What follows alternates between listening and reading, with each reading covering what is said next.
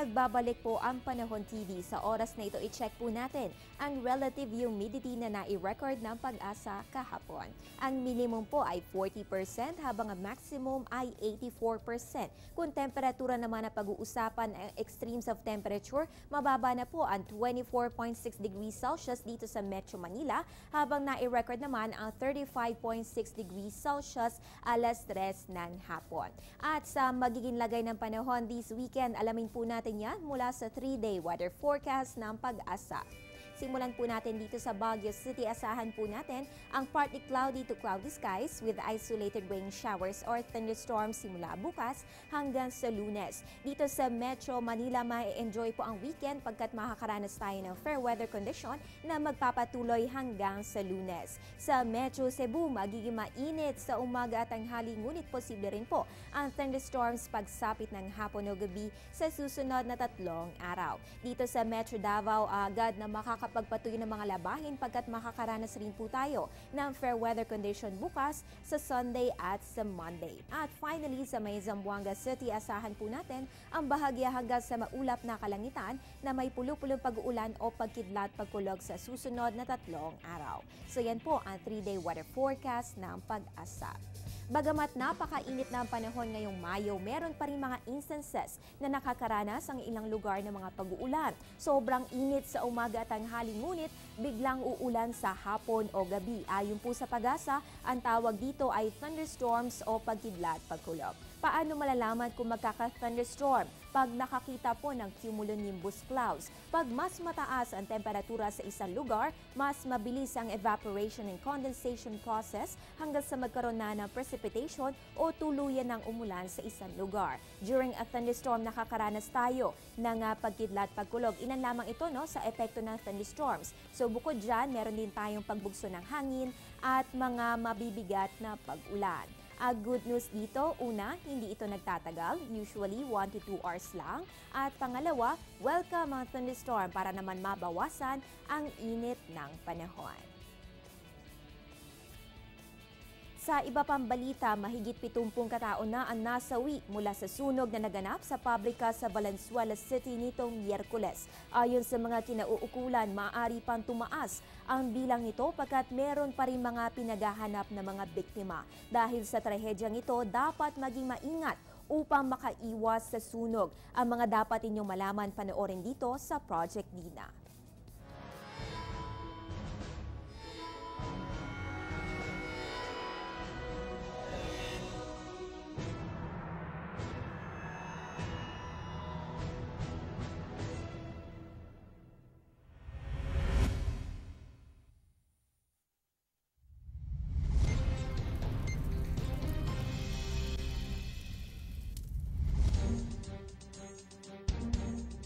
Ang sunog sa tahanan, ang pinakahihilakbot na pangyayaring maaaring maranasan sa inyong buhay.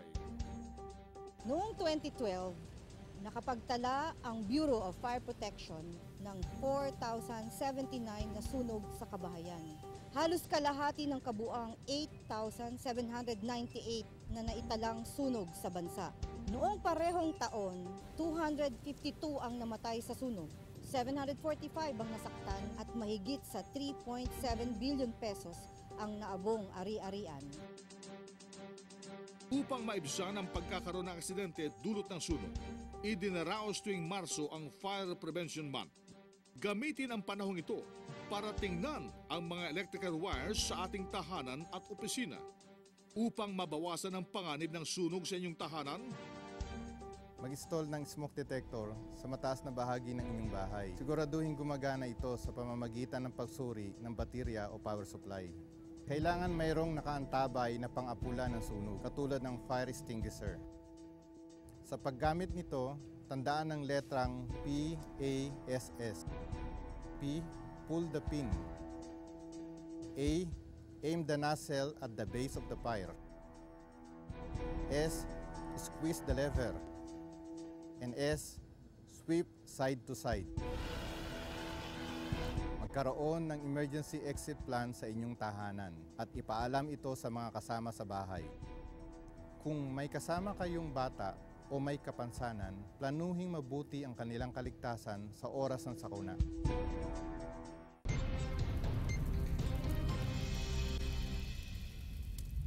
Huwag iwanan ang niluluto. Itagong mabuti ang mga posporo, lighter at anumang kemikal na maaaring pagmulan ng sunog.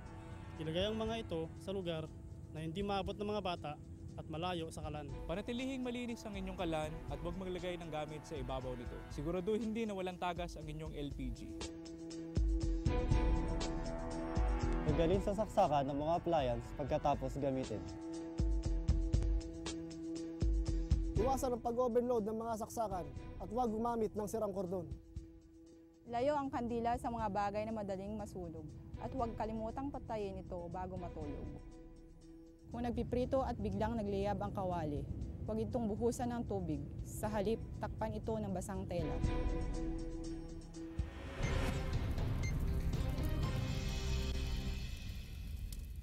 Lumabas agad ng bahay, kasama ang pamilya at maging mahinahon sa lahat ng oras.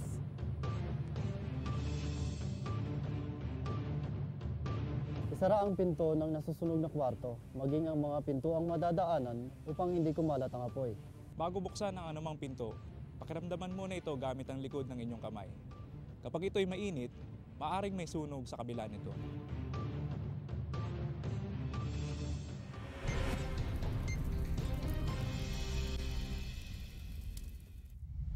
Pumwesto sa kwartong may bintana at humingi ng saklolo. Magwagayway sa labas ng bintana ng anumang telang may matingkad na kulay.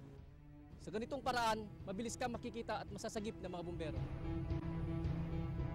Kapag makapal na ang usok, gumapang palabas ng bahay. Gumamit ng basang tela para ipantakip sa inyong bibig.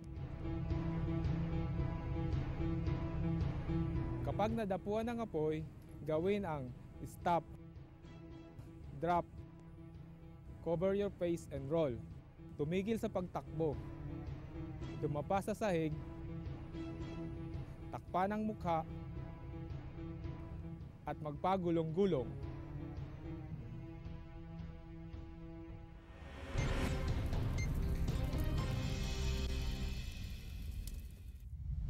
Suriin ang sarili at ang mga kasama.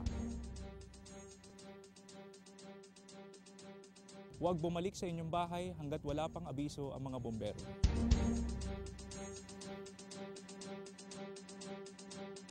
Tamang kaalaman ay kahandaan. Maging ligtas, maging panatag. Pilipinas.